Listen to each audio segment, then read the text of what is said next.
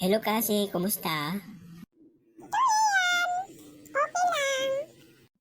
Alam mo ba na ipinahayag ang kalayaan noong Hunyo 12, 1898 at ang pamahalaang diktatorial na umiral noon ay pinalitan ng pamahalaang pangimagsikan na pinamunuan ni Emilio Aguinaldo bilang Pangulo noong Hunyo 23, 1898. Kaya nagkaroon ang republikang ito ng kongreso na nagsilbing tagapayo naman ni Emilio Aguinaldo.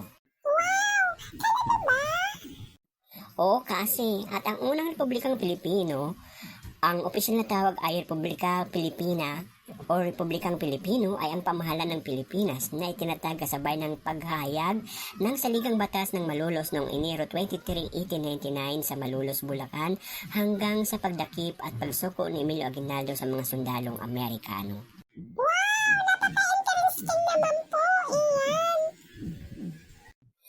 At ang konstitusyon ng Malolos ay pinagtibay noong Enero 21, 1899 ng Kongreso ng Malolos sa simbahan ng Baraswain sa Malolos, Bulacan at nagtatag ng unang Republika ng Pilipinas.